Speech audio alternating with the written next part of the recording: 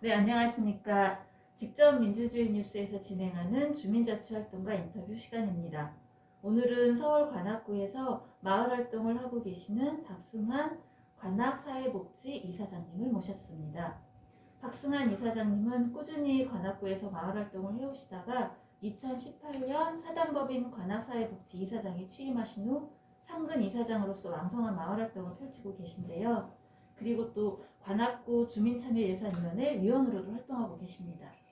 1995년부터 관악구에서 풀뿌리 활동을 해온 관악사회복지의 길고도 알찬 풀뿌리 민주주의 실현의 여정을 박승환 이사장님께 들어보도록 하겠습니다. 또한 우리 박승환 이사장님은 서울 시민넷 공동대표를 맡고 계신 것으로 알고 있습니다. 그래서 서울의 각 자치구 간의 풀뿌리 민주주의의 소통과 연대에 큰 몫을 차지하고 있을 우리 서울 시민넷에 대해서도 여쭤보도록 하겠습니다. 네, 그럼 먼저 인터뷰에 응해주셔서 감사합니다. 네, 초대해 주셔서 고맙습니다. 네, 고맙습니다. 더운데 와주셔서. 네, 독자들을 위해서 먼저 소개 말씀을 좀 부탁드리겠습니다. 예, 좀 진행해 주신 분이 잘 소개해 주셨는데요. 관악구에 있는 작은 풀뿌리 시민운동단체 사단법인 관악사회복지 이사장 맡고 있는 박승환이라고 합니다. 직접 민주주의 뉴스, 예. 뭐라고 그랬더라. 우리 문제는 우리가 결정한다. 예. 아주 멋진 캐치프레이즈로 훌륭한 일을 하고 계시는 데서 저를 초대해 주셔서 영광이고 기쁜 마음으로 인터뷰 잘 해보겠습니다. 고맙습니다. 네, 그러면은 먼저 본격적인 질문을 드려보겠습니다. 예. 앞에서도 말씀을 드렸지만 이제 재작년이죠. 2018년에 3년 전이군요. 네, 관악사회복지 이사장으로 취임하고 계신 것으로는 알고 있는데 그전 활동에 대해서는 이제 인터뷰나 이런 뉴스 기사를 제가 찾아보지 못해서 그 전에는 좀 어떤 활동을 하셨는지가 좀 궁금합니다.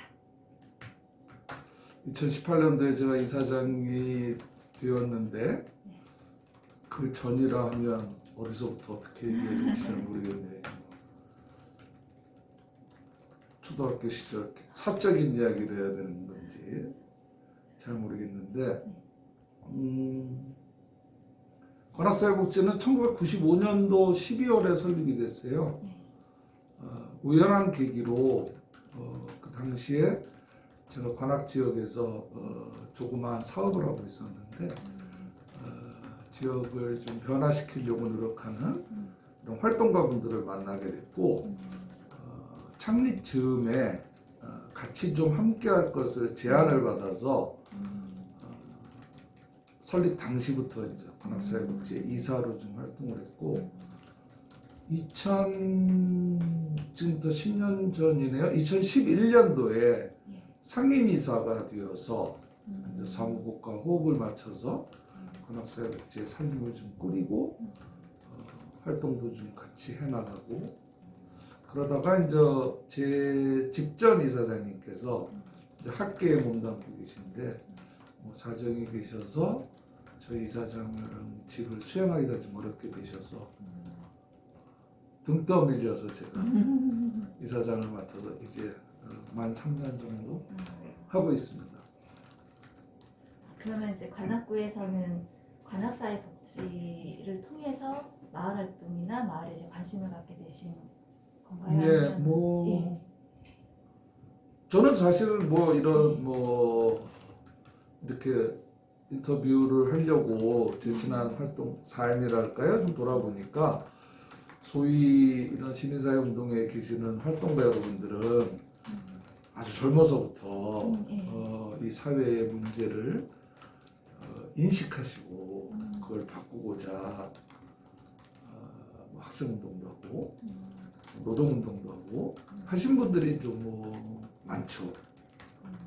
근데 저는 저 스스로 아주 평범한 소시민이었어요.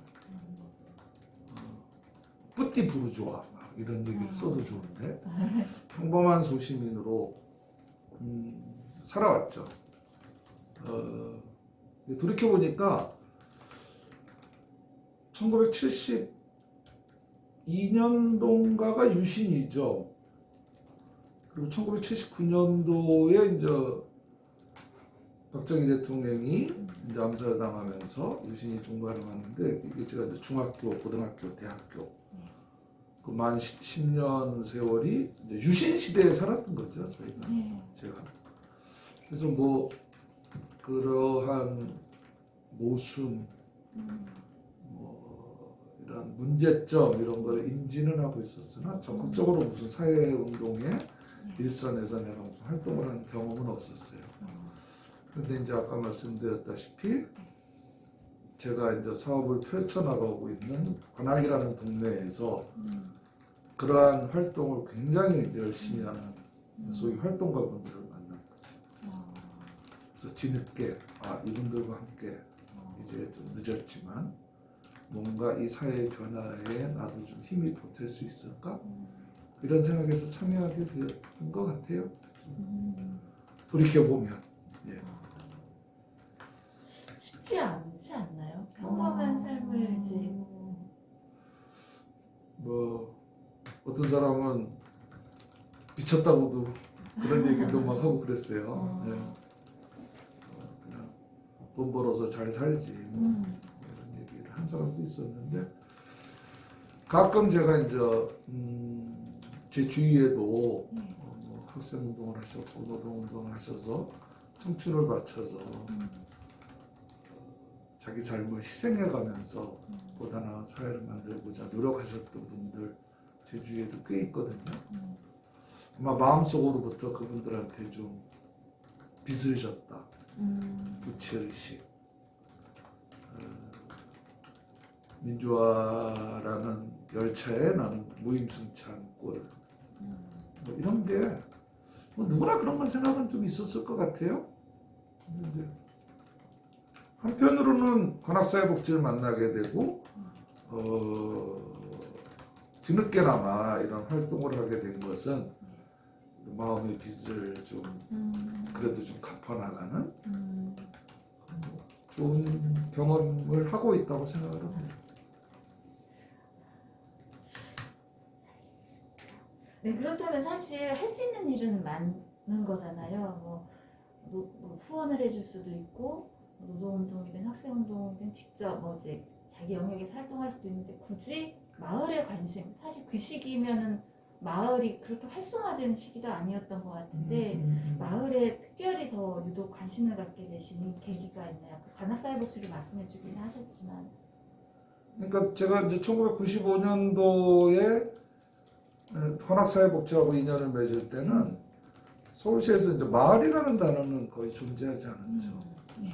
지금 우리가 이제 마을 공동체, 무슨 마을 만들기 사업, 무슨 마을 활동 이런 단어를 굉장히 익숙하게 이렇게 쓰고 있는데 그 마을이라는 단어가 나온 거는 사실은 뭐 2011년 돌아가신 박원순 시장이 취임하시면서 마을 공동체 사업을 시작한 게 된 2012년도에 이제 시작을 하셨는데 그때부터 이제 마을 이런 말이 막 떠돌게 된 거죠. 지금도 저 10년 전 일이 기억이 생생한데 일부에서는 서울에서 마을이 웬 말이냐. 서울 같은 대도시에 다 아파트로 다 구분이 되고 옆집에 누가 사는지도 모르는데 뭐 뚝단지 같이 무슨 마을이냐 이런 얘기를 많이 했어요. 그 박원순의 정책에 반대하시는 분들. 근데 이제 저는 이제 이렇게 생각을 했던 거죠. 마을이라는 거는 결국 혼자 사는 곳이 아니고 이웃과 더불어 사는 그 더불어 삶이 실현되는 곳이 마을이다. 이게 물리적으로 가깝고 먼 걸 떠나서 이렇게 더불어서 같이 사는 게 마을이지 지리적인 개념, 뭐 환경적인 개념은 중요하지 않다 이런 생각을 갖고 있었고 우리 관악사회복지가 활동을 하는 것도 우리는 우리 주민들이 살고 있는 삶의 현장에서 여러 가지 이제 모순된 문제들이 있잖아요. 뭐 사회적으로, 경제적으로, 정치적으로 뭐 소외되거나 불평등의 문제 이런 문제들을 우리가 살고 있는 이 현장에서 혼자 힘으로는 안 되니까 그거에 공감하는 사람들끼리 모여서 그 문제를 스스로 해결해 나간다 하는 운동을 하는 단체거든요. 그래서 소위 그 주민운동이라고 우리는 부르는데, 그렇기 때문에 저희들은 소위 이 공동체 운동이라고 그럴까요? 자조 모임을 만들고 그분들이 스스로 활동을 해서 문제를 풀어나가는, 우리 직접 민주주의 같이 내 문제 내가 결정하는 거고 내 문제는 내가 해결한다, 누가 해주는 것이 아니다, 이런 맥락에서 우리는 이미 정서적인 마을을 만들고자 했던 단체이기 때문에 박원순의 그 마을 만들기 사업에 대한 거부감은 없었고, 거꾸로 우리가 이걸 적극 우리가 주장해 왔던 것을 드디어 행정에서 시행을 하겠다고 그러니까 이게 잘 되도록 해야 되겠다 이런 마음을 가졌었죠. 근데 제가 홈페이지에서 찾아보니까 관악사회복지 사명문이라는 게 예, 있더라고요. 있습니다. 우리는 주민 스스로 참여하고 주민과 함께 실천하며 행복한 관악을 만드는 디딤돌이 된다라고 이제 쓰여 있었어요. 예, 맞습니다. 이걸 제가 좀 기억을 해봤는데, 근데 진짜 아까도 말씀하셨지만 95년도 이제 마을이, 그러니까 2011년도에도 마을이라는 게 생소한, 95년이면 훨씬 더 생소한 개념인 거잖아요. 그러니까 주민운동이든 마을에서 뭔가를 꾸려나간다는 게, 동네에서 꾸려나간다는 것 자체가 하다 보니까 활동이 쉽지 않으셨을 것 같아요. 되게 어려웠을 것 같아요. 지금 생각으로는 그렇거든요. 근데 그 당시에 관악사회복지 활동을 관악구 내에서 한다는 게 좀 어려움은 없으셨나 궁금해요. 그때는 다 뭐 빈민운동, 노동운동 다 이런 식의 그랬었죠. 운동 문화였었는데 95년 설립 당시에 그 활동을 아까 말씀드렸다시피 제가 네, 단체 이사였지만 네. 직접 활동에 현장에서 직접 하지 않았기 때문에 그 당시를 제가 평가하거나 또 거기에 대해서 코멘트를 달기가 상당히 조심스럽긴 합니다. 관악사회복지의 탄생 배경은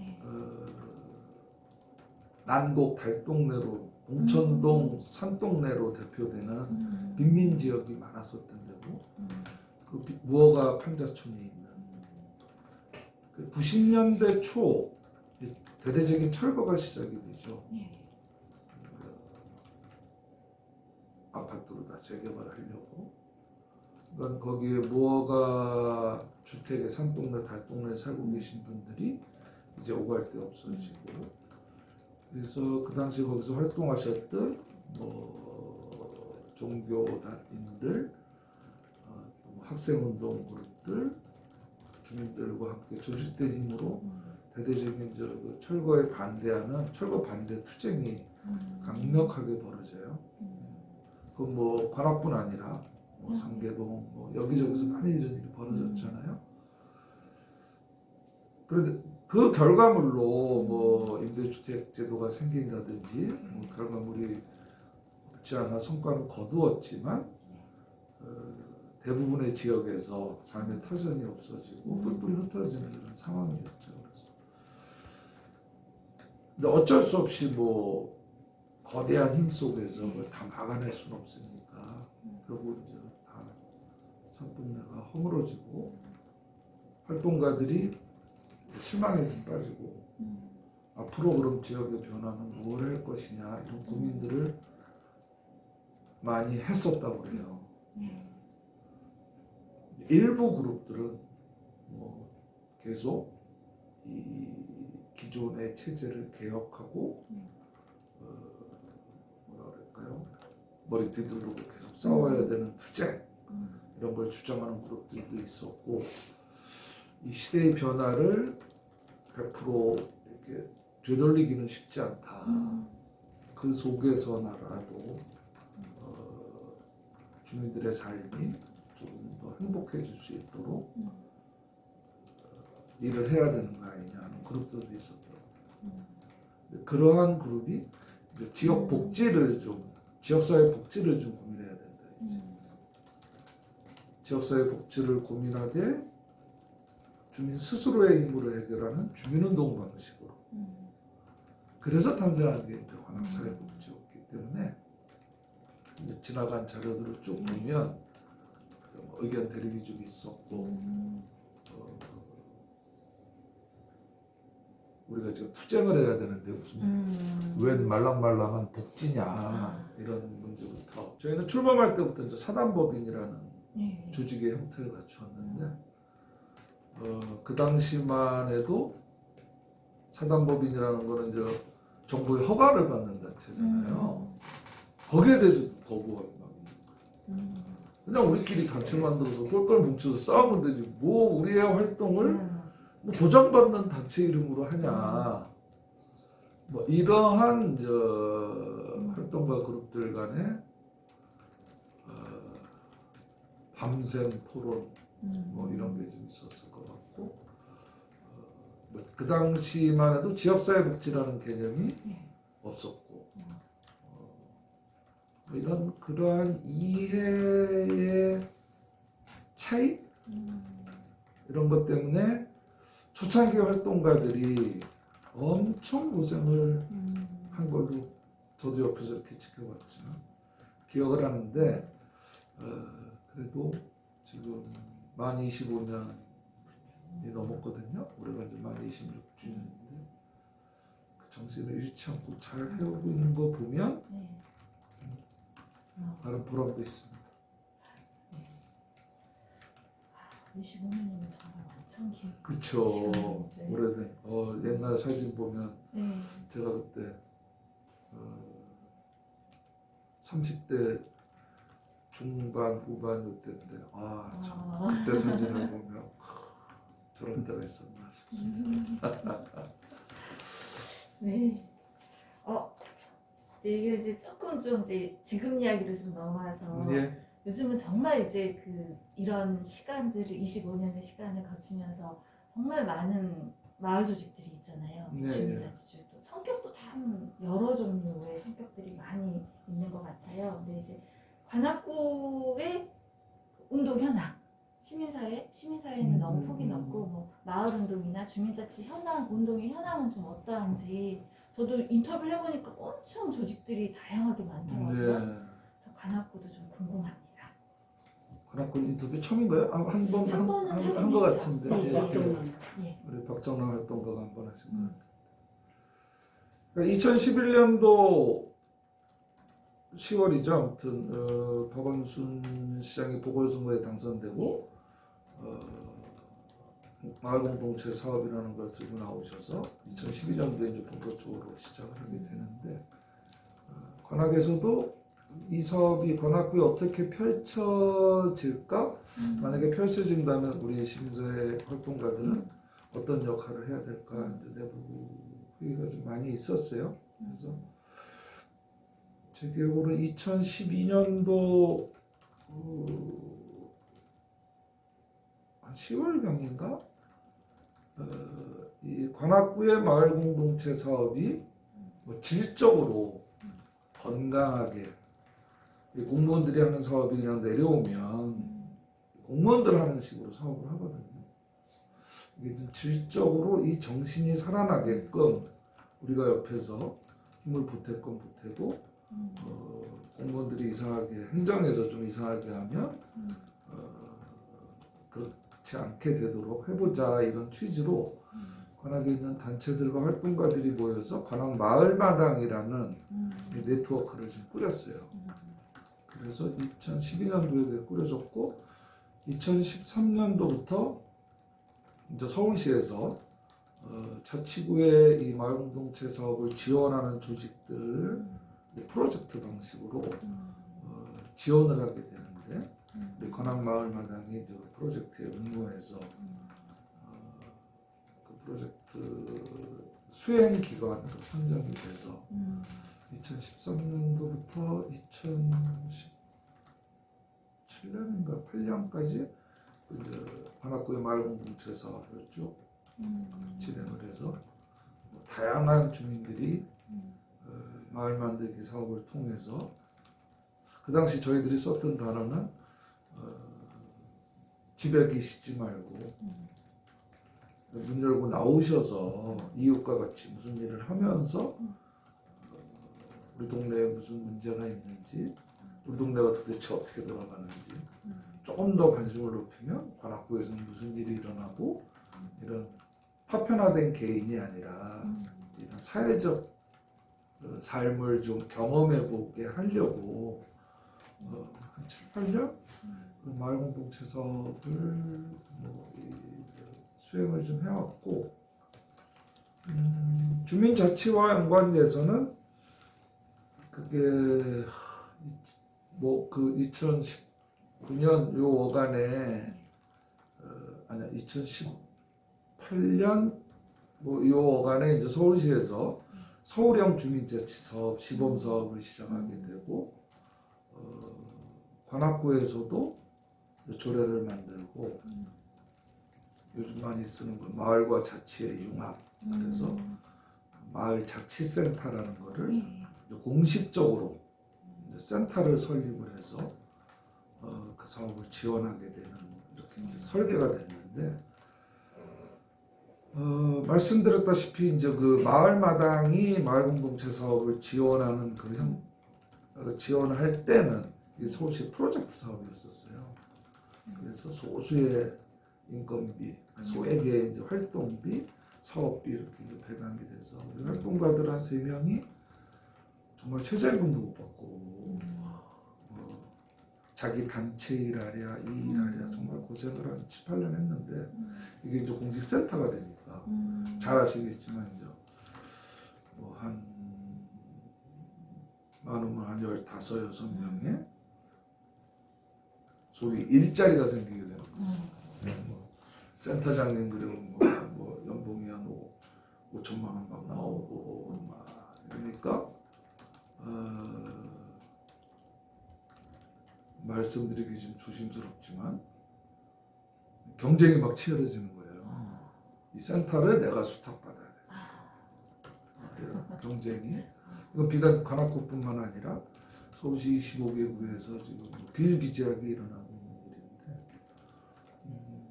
좀 비판적으로 말하면 소위 마을운동, 주민자치운동의 개념이 아니고 일자리로 막 쳐다보는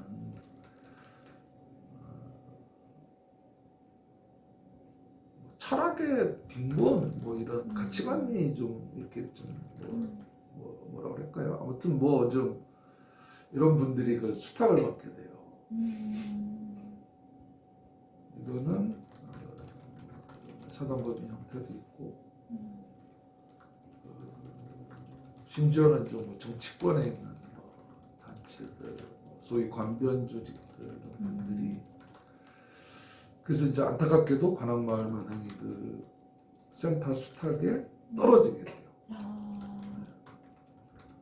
그래서 이제 지금 현재 관악구의 마을 공동체 사업과 주민자치 사업은 저희가 직접적으로 참여는 수행자로서의 역할은 지금 못하고 있는데, 관악구의 현황은 아무튼 2020년도부터 6개 동의 시범 사업을 지금 하고 있고, 이게 이제 계속 확대하겠다 전동으로 하는데 이게 질적으로 발전하지 못하고, 그래서 지금 계속 시범 사업만 하고 있고, 그래도 우리가 활동가들이 몇몇 활동가들을 좀 조직해서 몇 개 동의 주민자치회는 들어가서 모니터링 겸 적극적인 의견을 내고 있는데,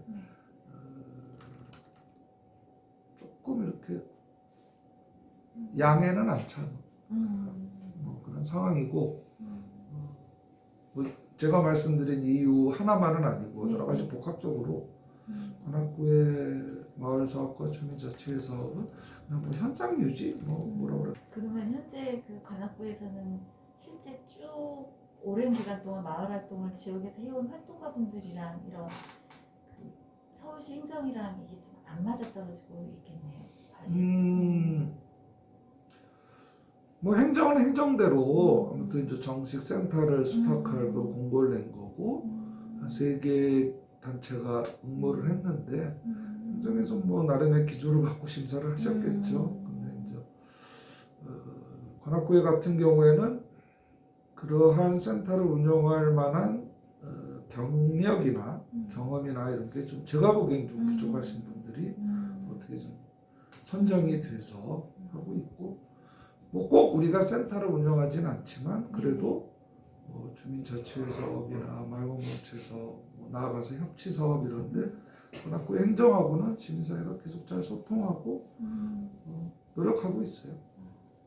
그럼 아까 말씀하셨던 그 마을마당, 네. 마을마당 지금도 그 네트워크가 꾸준히 관악구 내 시민사회 네트워크가 유지되고 있고 강화되고 있는 거예요. 관악 마을마당은 예. 그 마을자치센터가 생기기 전 해에 네. 관악구에서는 이 마을 만들기 사업과 네. 또 다른 박원순의 혁신 정책이라고 부르는 사회적 경제 활성화 사업을 우리는 좀 융합을 좀 시켜야 되겠다. 그래서 사회적 경제를 고민하는 단위가 있었거든요. 관악 사회적 경제 네트워크라고. 그리고 마을 공동체 사업을 고민하는 마을마당하고 저희가 통합을 했어요. 그래서 지금은 사회적 협동조합 공동체 관악이라는 조직이 있고 거기서 사회적 경제 활성화와 마을 공동체 활성화 이런 활동을 하고 있죠. 통합적으로 지금 네, 통합된 단체로 네트워크를 만들어서 마을 공동체 사업, 주민자치회 사업, 사회적 경제 활성화 사업 뭐 이런 걸 관심을 갖고 이제 꾸준히 활동을 하고 있고 그래서 그 사회적 협동조합 공동체 관악에서는 관악구의 사회적 경제 통합 지원센터를 수탁을 받았고 관악구의 저 남곡 지역에 있는 도시재생 센터도 용역을 맡아서 두 사업은 직접 수행하고 있는 거고 마을 공동체 사업은 우리가 직접 수행하지 못하지만 간접적으로 계속 공부하고 모니터링하는 활동을 하고 있다고 이해하시면 되겠습니다. 이게 관악사회복지는 어떤 역할을 좀 담당하고 계신가를 여쭤보고 싶었는데 이걸로 좀 이해가 네, 관악사회복지는 아무튼 그러한 다른 네트워크 되겠죠. 속에 이제 적극 참여해서 네. 아까 말씀드렸다시피 관악사회복지는 이제 지역사회복지운동으로 네. 출발을 했지만 네. 이제는 풀뿌리 시민사회운동 단체의 역할 아무래도 이제 뭐 굉장히 오래된 단체고 그러다 보니까 관악구의 시민사회 운동의 맏형까지는 아니지만 아무튼 뭐 큰 역할을 하는 단체로 성장했다고 생각합니다. 신뢰도도 좀 높지 않을까요? 저희요 네. 높죠. 사회복지에 대한. 네, 관악사회복지가 뭐 한다 그러면 시민사회 운동뿐 아니라 관악구의 행정, 관악구 의회 이런 데서 관악사회복지는 다 알죠. 관악사회복지가 뭐라고 그러면 주기율. 영향력이 조금 있다고 생각합니다. 알겠습니다. 네. 그 제가 이제 그 홈페이지에서도 보니까 관악사회복지는 연대를 또 중요한 자기 활동 고리로 가지고 계시더라고요. 예. 연대 사업을. 네. 이것도 뭐 앞에서 말씀해주신 그 이름이 좀 길어서 관악사회적 경제 네트워크? 예, 그건 아니고 예. 지금 저희가 있는 게 이제 사회적 협동조합 예. 공동체 관악의 맞아요. 회원 단체로 들어가 있고. 예. 이제 이 정도로 좀 연대 활동에 대한 걸 이해를 해도 되게. 그건 아주 극히 일부고요. 또. 예, 지금 마을과 뭐 자치, 뭐 협치, 사회적 경제 이런 영역은 사실은 행정하고 뭔가 거버넌스를 이루는 영역이고 시민사회 운동이 그게 다 아니잖아요. 소위 애드보커시라고 뭐 흔히 얘기하는 구청과 구의회에 대한 비판 견제 감시 활동도 굉장히 중요하잖아요. 이거 뭐 놓치고 갈 수 없는 부분이죠. 관악구는 아무튼 빈민운동을 모태로 해서 많은 이런 활동가 그룹들 단체들이 많이 있어요. 그런데 저희 관악사회복지만 해도 관악구 전체를 조망하는 이런 기능은 좀 약했던 거죠. 그것도 우리 또 뭐 복지라는 영역만 주로 보게 되고 또 뭐 노동운동을 하는 단체들도 있고 여성운동하는 단체, 뭐 통일운동하는 단체, 뭐 전교조, 환경운동 단체들이 다 있는데 이게 이제 부분을 보게 되고 관악구 전체를 시민사회 활동가 시민사회 단체 입장에서 관악구를 한번 전체를 바라보는 일은 좀 약하다 이런 생각을 제가 상임이사가 되면서 좀 느꼈어요. 그래서 물론 이제 지역에 무슨 사건 사고가 발생을 하면 소위 뭐 공대위 이런 걸 꾸려서 같이 활동을 하고 하지만 제 문제 의식은 좀 상시적으로 지역을 좀 들여보는 관악을 좀 보자.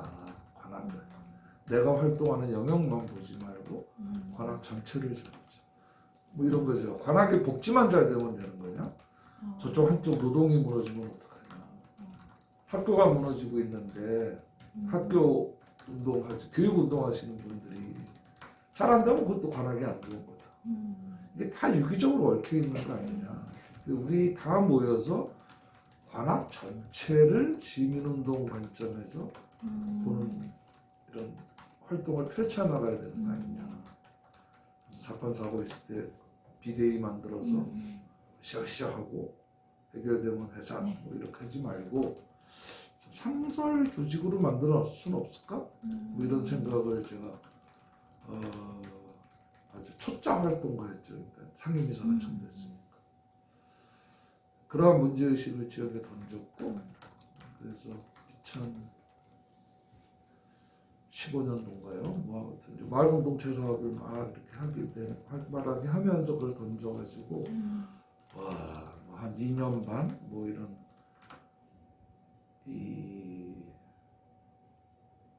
이런 데도 회의하면 되게 길잖아요. 네. 매달 한 번씩 모여서 한 10개 넘는 단체 대표님들이 딱 모여서 한 달에 한 번씩 회의하고 워크숍하고 결정된 거 뒤집어졌다가 또 다시 하고 한 2년여의 그 이해의 이 차이를 좀 좁히는 과정을 통해서 전통적인 의미의 시민사회 운동을 관악 전체를 조망하면서 해보자 그래서 제가 2018년도 3월에 관악 공동행동이라는 걸 창립을 하게 돼요. 예, 관악 공동행동. 현재 이제 아까 말씀드린 뭐 복지, 빈곤, 뭐 노동, 환경, 여성 한 단체들이 한 14개 단체가 모여 있는 연대체로 관악 공동행동이 출범을 했고 이제 제가 작년까지 거기 상임대표로 일을 했었는데 올해는 그냥 상임대표는 딴 분이 하시고 그래서 이제 관악 공동행동은 직접 민주주의랑 뉴스랑 좀 비슷해요. 저희가 추구하는 거는 결국은 주민이 주인이 되는 세상을 좀 만들어야 되겠다. 정치인들한테 치이고 구청 공무원들한테는 행정의 무슨 대상화돼 버리고 이러면 안 되겠다. 그래서 저희는 활동을 공식 조직으로 3개의 위원회를 꾸렸는데 시민사회의 기반을 좀 탄탄히 해야 되겠다. 그래서 시민기반위원회 그리고 행정과 거버넌스 할 거 있으면 거버넌스도 좀 잘하면 좋겠다. 시민협력위원회 시민정치위원회 이렇게 시민정치는 직접 참여하는 거예요. 그리고 막 의정 감시하고 구청 감시에서 비리가 있으면 고발도 하고 이런 일 하는데 그래서 결국은 그 세 시민력을 키워서 행정을 좀 견인하고 잘못된 건 바로잡겠다. 그래서 정말 그 문자 그대로 시민이 주인되는 민주주의를 잘해보자. 그래서 관악 공동행동이라는 연대체도 우리 관악사회복지가 열심히 좀 참여해서 열심히 하고 있습니다. 이런 연대체가 각 구마다 좀 존재를 하지 않는 것 같은데. 타 자치구를 제가 다 뭐 네. 설명할 수 있긴 않은데 네. 요즘 그런 말 들어보셨는지 모르겠는데 자치구 포괄렛이라는 단어를 좀 많이 써요. 자치구 포괄 네트워크, 포괄렛 그러는데 이 자치구 포괄렛이라는 단어는 어떻게 나오게 되는 거냐면 박원순 시장께서 이제 취임하시면서 행정은 공무원이 일방적으로 하는 거 아니다. 소위 민관 협치를 통해서 행정을 해야 된다. 민간의 참여를 계속 주문을 하게 돼요. 공무원들한테도 주문하고 저희 같은 민간한테도 같이 좀 하십시다. 바깥에서 비판 견제 감시하는 거 굉장히 훌륭하나 그럼 당신들도 들어와서 같이 해보자 공무원들하고. 정책의 기획, 집행, 평가까지 같이 해보자. 그 이전까지는 민간의 참여는 우리 노무현 정부를 위원회 공화국이라고 그때 불렀던가요? 아무튼 뭐 무슨 위원회? 서울시만 해도 한 150여 개의 위원회가 있어요. 안 열리는 게 한 반 정도 되고 1년에 2번 열리는 거, 뭐 분기마다 열리는 거 아주 형식적이죠. 저도 관악구에 위원회 서너 개 들어가 있는데 2시간 회의하면 한마디도 안 하고 나올 때도 있어요. 근데 그게 이제 협치라고 민간의 의견을 듣는다. 민간이 이렇게 우리는 민간의 의견을 이렇게 듣고 정책을 한다는 포장인 거죠, 포장. 근데 박원순은 그걸 되게 싫어했던 거죠. 그래서 서울시의 각종 위원회를 좀 개혁해야 되겠다. 이런 얘기도 하셨고 협치 2.0을 들고 나오시면서 이런 형식적인 협치가 아니라 아까 말씀드린 대로 어떠한 정책을 기획하고 집행하고 평가하는 모든 과정에 민과 관이 다 참여한다. 이런 진짜 직접 민주주의 얘기. 어마무시한 걸 들고 나온 거예요. 근데 벽에 딱 막히게 되는 게 공무원들은 듣는 순간 거부감이 오는 거죠. 이게 내가 이거 정책 기획을 내가 하는 거지 왜 쟤랑 상의해서 하지? 집행도 내가 해야 뭐 내 입맛에 맞게 하는 건데 평가를 왜 민간이랑 같이 해? 공무원이 딱 막힌 거예요. 근데 공무원은 이제 뭐 박 시장이 하려니까 제도를 만드는 거죠. 민간은 이제 들어오라는 거죠, 저희들이. 근데 이제 그때 서울시가 보기에 이 사업이 다 자치구에서 펼쳐지는데 소위 자치구 시민사회 역량이 들어갈 만한 역량이 잘 안 되는 거예요. 자치구 시민사회라는 게 각자 단체 고유 활동이 있고 뭐 1인 2, 3역은 다 보통 하잖아요. 들어가기가 되게 쉽지 않은 거예요. 그래서 이제 박 시장과 저희들의 이제 뭐 이런 정책 간담회를 통해서 우리 들어가고 싶어도 되게 실력도 딸리고 솔직히 힘도 없다. 그래서 만들어진 게 서울시에서 시민사회의 역량을 키워야 되겠다 했다. 그래서 시민협력 플랫폼이라는 프로젝트를 1년에 뭐 한 2억인가를 지원하는 공모 사업을 하게 돼요. 그 사업의 목적은 단 하나예요. 자치구 시민사회가 당신들이 하고 싶은 사업을 기획을 하되 시민사회가 전체 네트워크를 좀 했으면 좋겠다. 어느 한 단체, 관악사회복지, 뭐 예를 들면 관악의 어떤 단체, 한 단체가 하는 게 아니라 컨소시엄으로 이 사업을 음무하게 하고 이 사업의 결과물로는 자치구 시민사회를 강하면 강하게, 약하면 약하게라도 어떤 네트워크를 좀 만드는 걸 목적.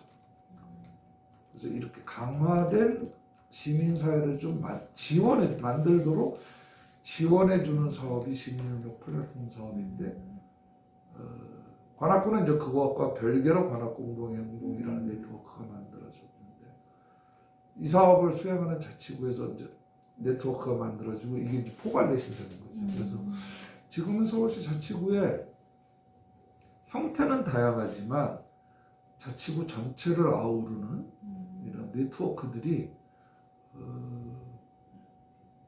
많이 존재해요. 25개 자치구에 한 20개 가까이, 20개는 아니지만 15개 자치구 이상의 자치구 시민사회의 네트워크들이 결성이 돼 있습니다. 그러면 이 시민 자치구 내에서의 뭐 우리 구 내에서의 노동 문제, 여성 문제, 교육 문제, 뭐 환경 문제를 다루는 이런 개별 단체들이 하나의 네트워크로 같이 그렇죠. 예. 그 힘이 만만치 않겠네요. 네. 옛날보다 좀 이렇게 뭐라 그럴까요? 한 군데 구심점이 생겨서 같이 고민하고 뭐 이런 어떤 동력은 좀 생겼고 이제 뭐 잘 꾸려나가는 게 또 이제 일이잖아요. 네. 네. 원심력이 작동 안 하고 구심력이 작동하도록 상당히 좀 뭐 제가 보기엔 잘 되고 그러한 연대 활동도 하고 있습니다. 네. 되게 설명이 제가 기네요. 아닙니다. 새로운 걸 알았습니다. 네. 네. 저도 인터뷰를 해보니까 여러 영역에서 이야기를 듣는데 이게 이제 종합적으로 그려지지가 않더라고요. 네, 저는 네. 솔직히 잘 지식이 적어가지고 아, 말씀 들으니까 연대 겸손하시- 영역에서는 이런 부분이 예, 되는구나 이걸 좀 알게 됐어요. 그럼 이건 이제 좀 개인적인 질문일 수도 있나? 그럴 수도 있는데 이제 관악사회복지 활동하시면서 사람도 되게 많이 만나보셨을 테고 뭐 연대단체들과의 활동도 많이 하셨을 텐데 지금 이제 당장 기억하시는 소개하고 싶은 기억에 남는 경험이나 사람이 참 중요하더라고요. 그래서 그런 거 있으시면 하나 예. 네, 인터뷰하면 그런 거 꼭 물어보죠. 네 그런 거 꼭 물어봐야 돼요. 뭐 모든 일이라는 게 사람에 의해서 이루어지니까 사람이 굉장히 중요하죠. 네. 그리고 저희 단체는 말씀드렸다시피 주민 스스로 참여하고 참여한 주민들의 협력으로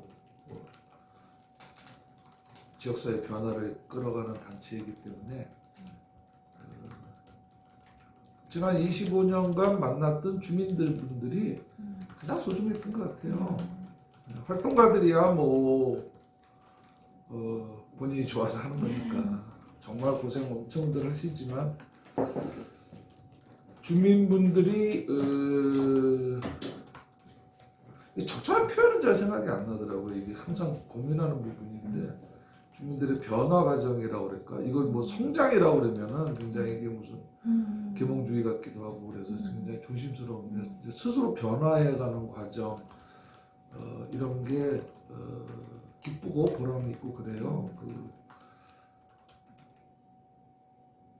한 분을 꼽는다면 지금 한 연세가 80 정도 되신 할머니 한 분이 계신데 저희 단체가 이제 어르신들하고 같이 활동을 하는 그런 소모임도 있거든요.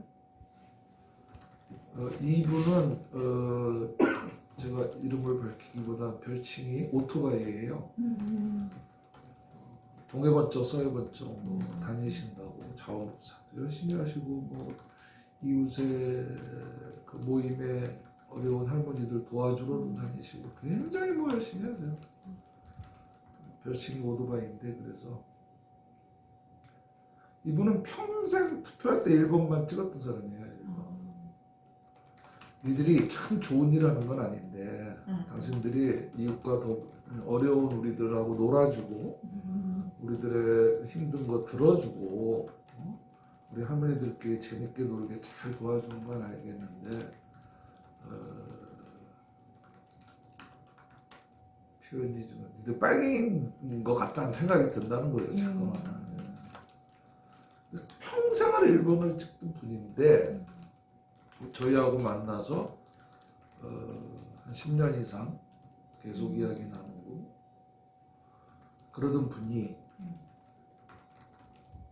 2018년도 그 직전 지방선거 때 그 교육감 선거 같이 하잖아요. 조희연 현 교육감이 이제 출마하셔서 지역마다 선거운동을 하고 이제 관악의 교육운동을 주관하는 단체들이 또 그분 서포트하고 근데 이제 우리 교육운동 열심히 하시는 우리 오래된 경력의 활동가가 이 할머니한테 설명을 한 거죠. 우리 조후보는 이러이러한 정책을 필 거고 할머니 좀 찍어주세요. 이랬겠죠. 그랬더니 그렇게 좋은 사람이냐고 뭐 그러면서 내가 이 사람을 어떻게 도와주면 되냐. 그래서 할머니 좀 찍어주세요. 그랬더니 아이 내가 찍는 건데 뭐 더 좋을 거 없냐. 내가 선거운동 하면 안 되냐. 막 이렇게 나온 거예요. 그러니까 이제 이 우리 활동가가 그러면 조희연 후보가 여기 선거운동을 올 때 연설해주면 좋겠다고 그런 거예요.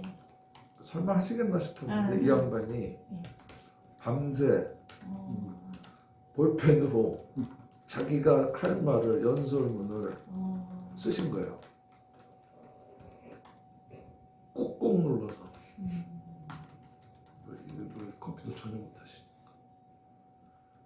그 트럭에 올라가서 마이크를 딱 잡고 내가 주의원을 좋아하고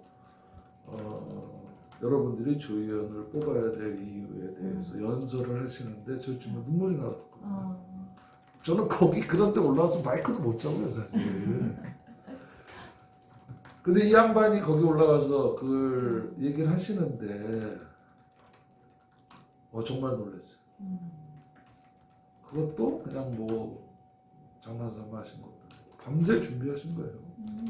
종이에다 다 쓰셔가지고 꼭 뽑아달라고 그러는데 그래서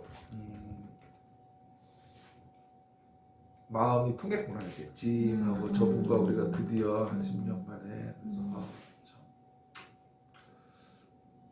동네에서 이렇게 가끔 우리가 술 먹으면 우리가 나라는 못 바꿔도 우리 동네는 한번 바꿔보자 이런 얘기하는데 잘하면 동네 바꿀 수 있겠다 이런 희망을 느꼈던 게 생각납니다. 그리고 오토바이님 그래서 활동을 계속 하시나 봐요. 힘들어도 가끔 그런 거 보면 또 이것도 더 해야 되나 보다 이런 생각 들죠. 그건 아주 가끔인데 힘든 건 이만큼 많은데 그렇죠. 맞습니다. 그 가끔 때문에 예. 오토바이 할머니. 오토바이 할머니라고 하면 되게 싫어요.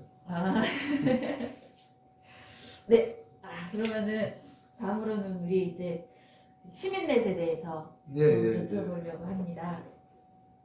사실 제가 시민넷에 대해서는 이제 인터뷰 중에 다른 분들 할 때도 듣긴 했는데 사실 좀 이해가 떨어집니다. 그래서 오늘 좀 더 좀 많이 여쭤봐야 될 것 같다는 생각이 드는데 이제 시민넷이 먼저 정확하게 좀 워낙에 연대단체들이 많이 있더라고요. 그렇죠. 시민사회만에 간에 연대단체들이 많아서 솔직히 저는 홈페이지도 여러 개고 페이스북도 여러 개고 그래서 헷갈립니다. 그래서 시민넷은 좀 어떤 곳인지 다른 연대단체들과 네트워크 단체들과 좀 어떤 차별성이 있는지 이런 것들을 좀 부탁드립니다. 거슬러 올라가면 제가 아무튼 2011년도에 이제 아무튼 박원순 시장이 등장하셔서 마을공동체 사업, 마을공동체라는 걸 해보자, 협치를 해보자, 주민 자치를 해보자, 여러 가지 정책을 쏟아내시는 거죠. 아까 말씀드렸다시피 그 이전까지는 자치구 차원에서 행정 바깥에서 쟤네들 잘하나 못하나 비판하고 감시하는 이런 역할만 수행했던 거죠 저희들이. 근데 박원순 등장 이후에 저는 크게 두 가지 변화가 있었다고 생각해요. 소위 비판 견제 감시하는 시민운동을 하다가 소위 협치의 영역으로 그게 어공이 됐든 뭐 중간지원 조직이 됐든 많은 시민사회 활동의 역량들이 여기 투입이 되게 돼요. 이건 제가 보기엔 굉장히 큰 변화 같아요. 큰 변화고, 두 번째는 이 자치구 차원에 머물렀었던 사람들이 저도 이제 서울시의 정책이 어떻게 변화되는지에 대해서 관심을 갖고 저 정책이 저렇게 되면 안 되는데 자꾸 서울시에 관심을 쏟게 되는 저 개인적으로 하면 크게 두 가지의 변화를 좀 경험하게 됐다. 저희 박원순의 10년 동안에. 그런데 작년에 제가 어디 토론회 자료집에서 본 건데 그분은 그런 단어를 쓰셨더라고요. 서울 정체성을 갖고 있는 시민사회 운동이 없다. 이런 단어를 쓰셨어요. 서울이라는 지방자치단체잖아요. 서울도 뭐 어마무시하게 큰 자치단체이긴 하지만 서울의 행정과 서울시 의회를 쳐다보는 시민사회 운동이 존재하지 않는다. 물론 여러 가지 시도도 있었고 지금도 있긴 해요. 그 이제 서울 정체성 시민사회 운동이라고 표현하셨던데 저도 그게 굉장히 걱정스러웠었어요.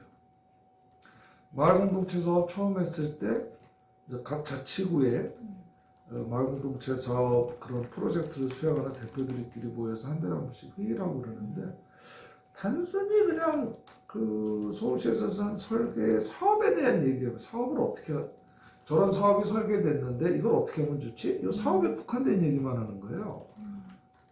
물론 이 마을공동체 사업은 처음에 이제 시민사회와 서울시와 협의를 잘 돼서 사업의 설계까지는 잘 됐었어요.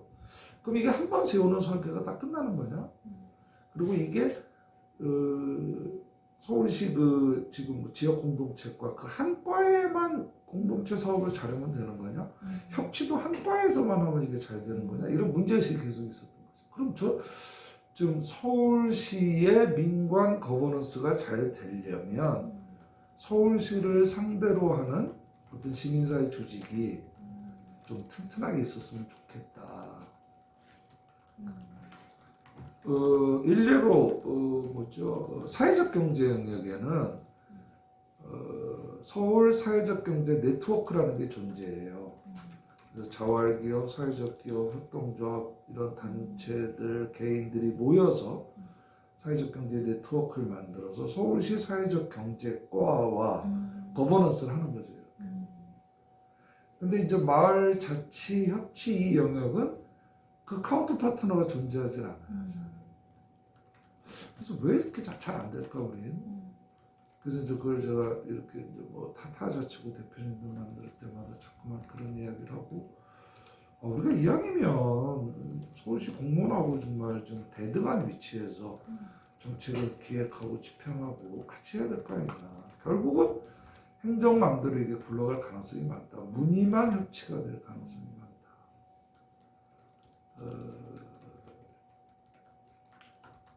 이 마을자치센터나 이런 그걸 예를 들면은 이제 우리가 센터를 수탁받으면 민간이 마음대로 할 수 있을 것 같지만 절대로 그렇지 않거든요. 제 표현으로는 식급 공무원 되는 거예요. 식급 공무원. 그러니까 이게 사전적으로는 위탁을 받았으면 위탁 공고 내용 한도 내에서 민간이 자율성을 갖고 하면 돼요, 그냥. 근데 이건 식급 공무원인 거예요. 전혀 협치가 아닌 거예요. 국어 공무원 주무관이 와서 일하라 저라라 그러는 거예요. 이게 무슨 박원순이 말한 협치 2.0이냐?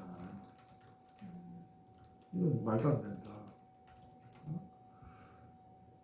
사실은 이런 민간 위탁이라는 건 저는 이런 표현하거든요. 공무원이 다 해야 돼요, 모든 일은. 공공의 영역일은 공무원이 다 해야 돼요. 왜 복지관을 민간이 해야 되고, 뭐 무슨 센터를 왜 민간이 해요? 다 공무원이 해야 돼요, 공적인 영역의 일은. 근데 지들이 다 할 수 없으니까 쌍값에 노동력 착취한다고 저는 뭐 표현해요. 그리고 권한 안 주고 감시하고 민간 동원하는 거죠. 민간을 동원하고 민간의 노동력 착취해먹고 편제에 없는 식급 공무원 만들고. 제 표현이 좀 이 공무원들이 보면 뭐라 그럴 것 같은데 사석에서 막 그래요, 좀 공무원들만. 난 절대로 식급 공무원이 아니다. 그래서 좀 이 소위 마을 자치 협치 영역에서 민관 거버넌스가 잘 되려면 서울 정체성을 가진 서울 전체를 조망하는 좀 튼튼한 네트워크가 있었으면 좋겠다. 단체가 단위가 있었으면 좋겠다. 과거에 시도도 있었어요. 잘 안 되는 거죠.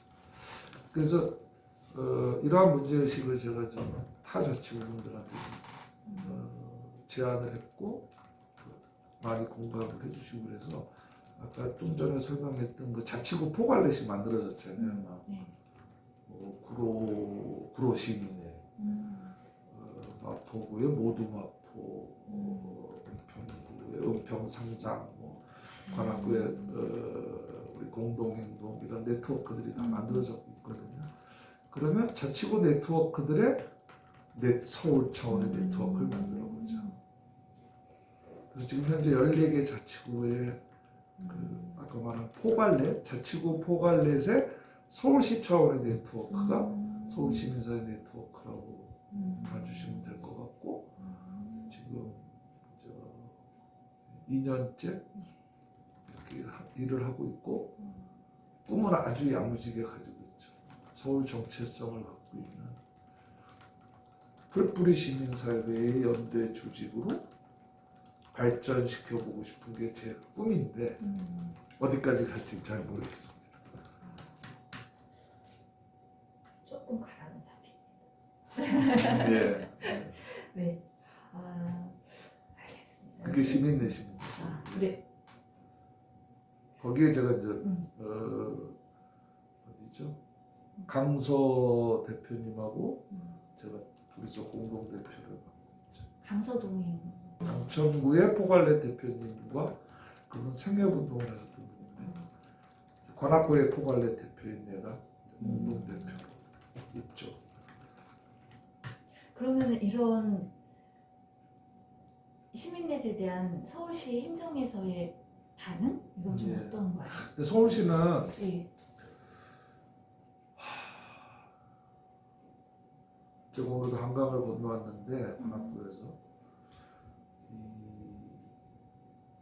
서울시에서 소위 시민사회 이러면 자치구 풀뿌리 시민사회를 그닥 쳐주지 않아요. 서울시는 예. 광역단위 이렇게 굵직굵직한 단체,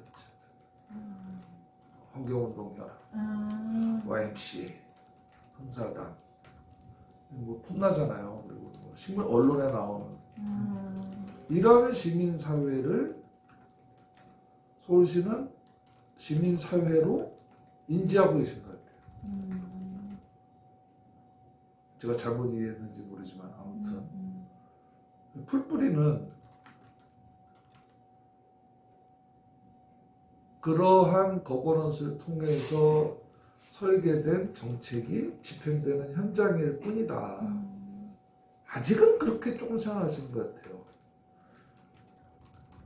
계속 저희들은 그게 아니다라고 계속 목소리를 내서 조금 지금 협치과장, 협치 담당관 계신 분은 상당 부분 바뀌셨고 또 지금 마을과 자치를 담당하는 분도 은평에서 오래 활동하신 분이 어공으로 들어가셔서 지금 과장하시기 때문에 많이 바뀌긴 했으나 그 전까지는 계속 그렇게 되어 있기 때문에 아직은 풀뿌리 니들이 뭐 이런 인식의 틀이 좀 아직 덜 바뀐 것 같고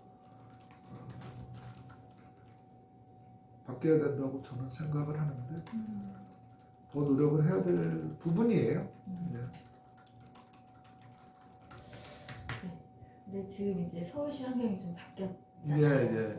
그것도 아무래도 이제 성장해 나가시는데 영향을 안 끼칠래 안 끼칠 수가 없을 것 같은데 그 전에 먼저 말씀을 좀 여쭤보면은 현재 이거부터 말씀을 드려야겠네요. 바꿔서 방금 말씀드린 것처럼 시장이 바뀌었고 아무래도 시장이 바뀌면은 정책 변화도 현재 뭐 많이 드러나고 있는 것 같아요. 정책이 변화되고 있는 게 이런 것들이 시민내세 활동에 분명히 영향을 미칠 것 같은데 좀 이거에 대해서 어떻게 바라보시고 좀 대응은 어떻게 해나가실 계획이신지. 예. 뭐 시민내세 활동뿐 아니라 이 자치구 시민사회 운동에도 소위 박원순의 부재는 상당히 영향을 끼치죠. 흔히 그 박원순 시장 재임 시에 펼쳐졌던 여러 정책들이 은평구에도 혁신파크 그 안에 막 이런 중간 지원들이 많이 있어서 거기서 따왔는지 아닌지 모르겠지만 우리들은 그냥 혁신 정책이라고 많이 부르거든요.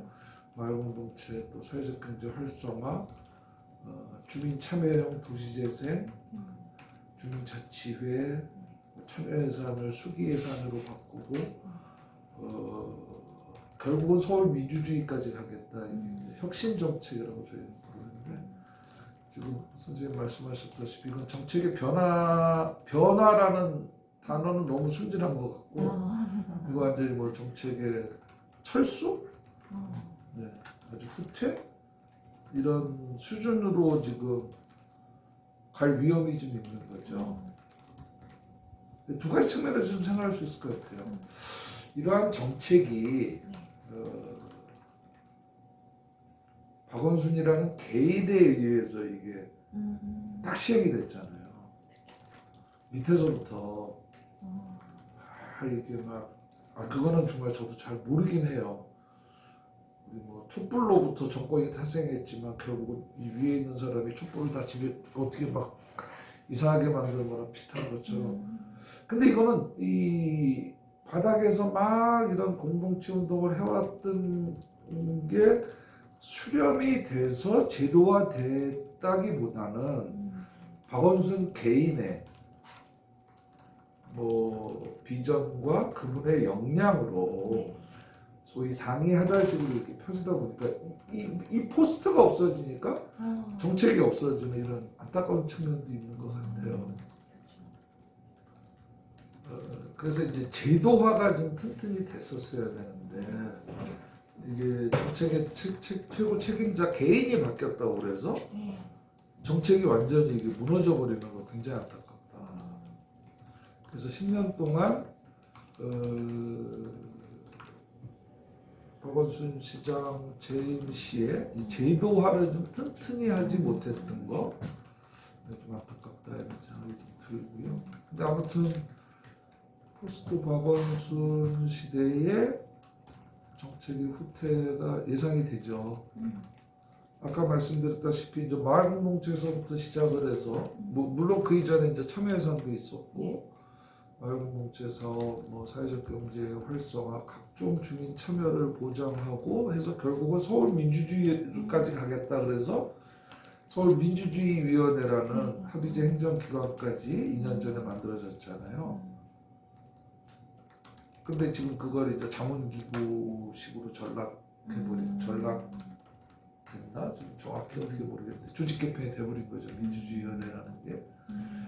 제가 그저께 토론회 때도 뭐 의견을 냈을 때 뭐 민주주의위원회가 없어지면 민주주의도 무너지는 상징적인 서울 민주주의를 포기하는 거라 저는 이렇게 평가를 하고 그랬는데 굉장히 걱정스러운 거죠. 이제 거기에 대해서는 일정 부분 거기에 참여했던 저 같은 시민사회 지형도 책임이 있다. 제도화해내지 못했다. 그냥 뭐 주어진 사업 수행하는데 급급해가지고 정착시키기 위한 노력이 뭐 다른 활동과 빼고 저는 좀 부족했다. 반성하고요. 그래도 우리는 뭐 우리가 지향하는 바를 계속 갖고 가야 되잖아요. 그래서 제도적으로 서울민주주의위원회는 저렇게 돼서 사업의 대폭적인 뭐 폐지 또는 축소가 예상이 되는데 저희들끼리 사석에서는 그러죠. 뭐 우리가 언제 뭐 행정에 돈 받고 했냐 우리끼리 또 하면 되지 뭐 이런 얘기도 하는데 기운이 빠지는 건 사실인데 다행히 그 작년인가요? 올 초인가? 서울시에서 조례가 이제 개정이 된 게 하나 있는데 서울시 공익활동을 촉진하고 시민사회로 활성화를 목적으로 한 조례가 이번에 이제 개정이 돼서 원래 있던 게 이제 전면 개정 거의 됐는데 거기에 보면 시민사회 활성화를 위해서 서울시장은 기본 계획을 세우고 매 3년마다 기본 계획을 세우고 매년 실행 계획을 세워야 된다 이런 게 이제 조례가 있어요. 그래서 지금 이게 이제 올해 제정이 됐구나 개정이 됐구나. 그래서 2020년도 내년부터 이제 그 조례에 의한 기본 계획이 올해 안에 만들고 내년부터 이제 그 매년 실행 계획이 실행이 돼야 되거든요. 그래서 지금 기본 계획을 수립하기 위해서 시민사회 활성화위원회도 꾸려졌고 그 기본 계획 안에 뭘 담을 건지를 지금 그저께도 간담회를 뭐 하고 막 그랬는데 그러한 노력을 계속 시민사회는 하고 있어요. 그래서 지금 뭐 임기가 얼마 안 남은 그 협치 담당관실에서 이번 이 기본 계획 안에 뭔가 좀 잘 만들어서 이 계획이 아무튼 이거는 뭐 정책적으로 3년 기본 계획이 딱 수립이 되면 서울시장은 해야 되는 거니까 뭐 실행 계획에서 어떻게 좀 축소될지 모르겠어요. 그래서 계획이라도 잘 잡아놔야 너 왜 안 해? 너 왜 안 해? 이렇게 따질 근거가 되잖아요. 그래서 그거를 지금 시민사회 진영에서 행정하고 열심히 이야기를 하고 있고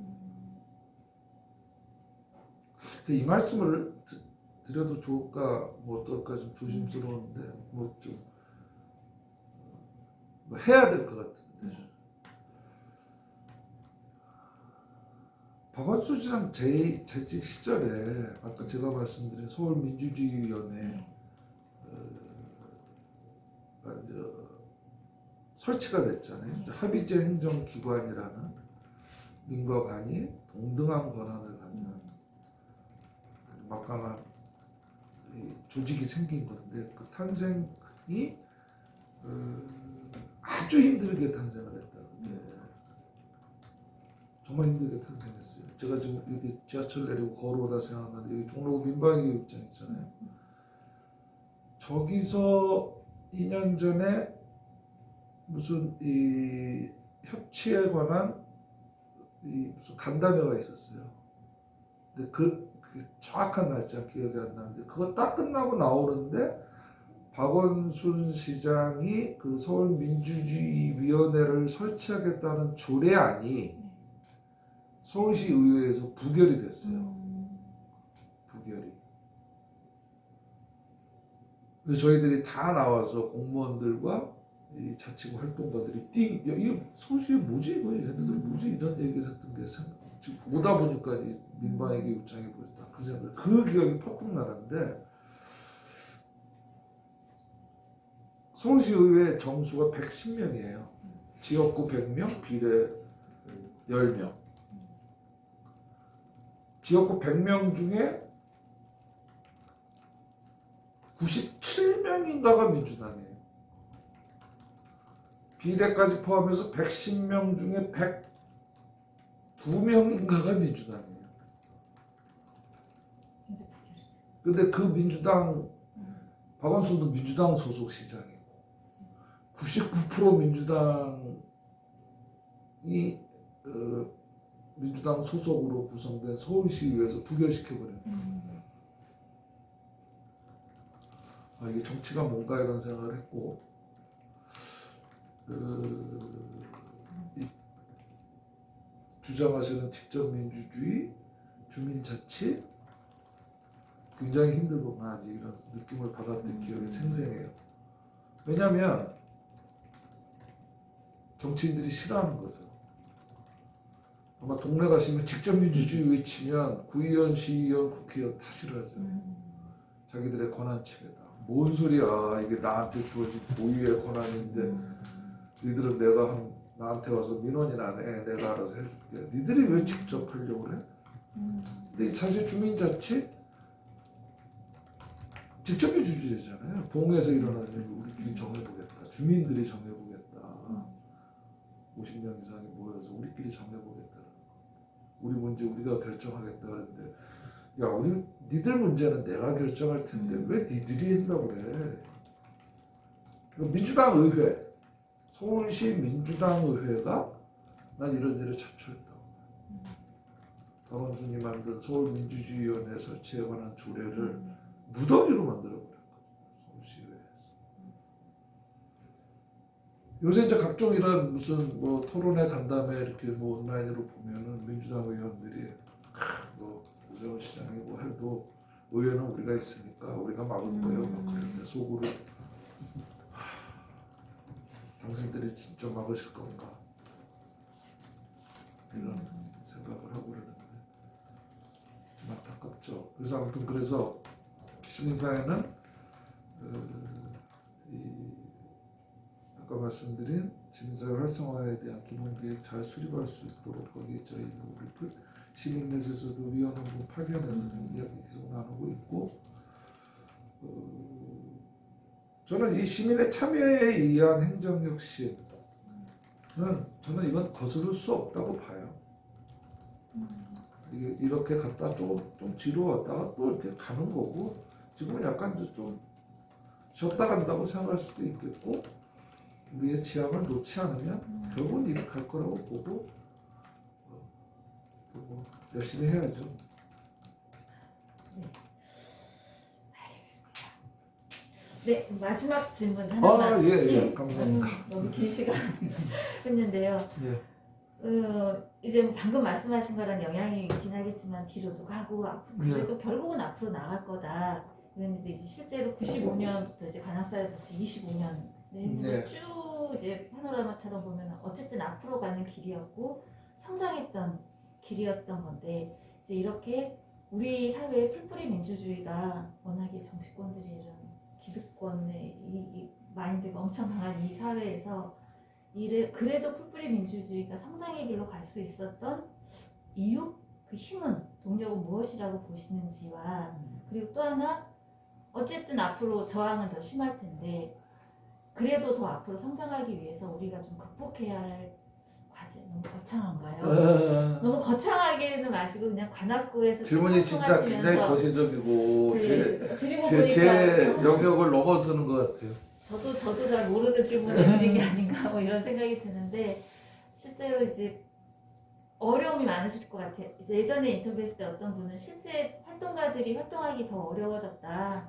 재정적으로도 그렇고 너무 어려운 조건이고 젊은 사람도 없는 거 어려운 조건이다. 이걸 극복해 나가야 한다. 이거를 지적해 주신 분도 계셨었거든요. 그래서 좀 구체적인 과제로 이렇게 해주시면 좋겠습니다.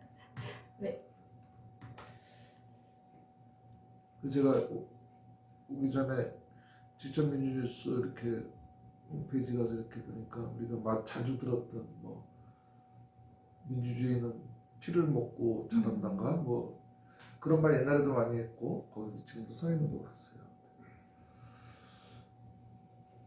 요즘 피 이러는 건 좀 그런 것 같고 민주주의는 결국 주민의 참여로 이루어지는 거다. 그런 거 저기 노무현 대통령도 하신 말씀이고 그래서 어떻게든지 제가 처음에 말씀을 드렸다시피 너무 사적 개인으로만 살지 말고 사회적인 개인으로 좀 제가 이게 공부 많이 안 해서 정확한 단어는 생각이 안 나고 만들어내지 못하겠고요. 사회적 문제 나는 사회적 삶을 좀 살겠다고 그러는 인식의 확산을 위해서 저희들이 좀 더 노력을 해야 될 것 같고 주민들이 참여하지 않으면 세상은 바뀌지 않는다 이런 생각을 합니다.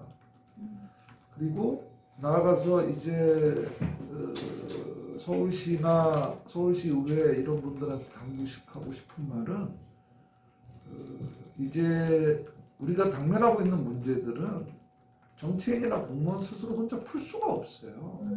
너무나 복잡하게 문제이기 때문에 주민들과 같이 상의하고 주민들의 힘을 보태면서 풀지 않으면 이 사회 문제는 해결하기 어렵다.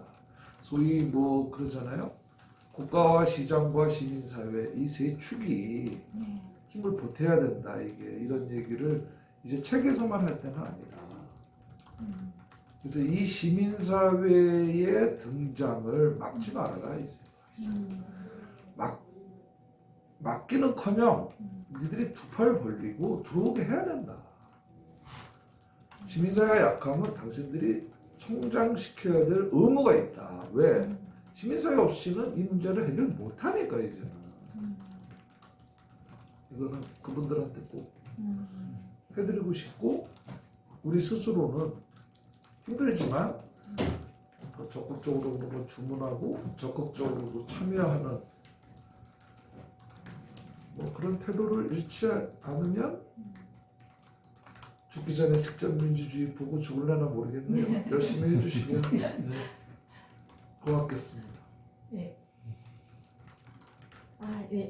긴 시간 동안 질문이 좀 어리버리했는데도 선명하고 정확하게 대답해 주셔서 감사합니다.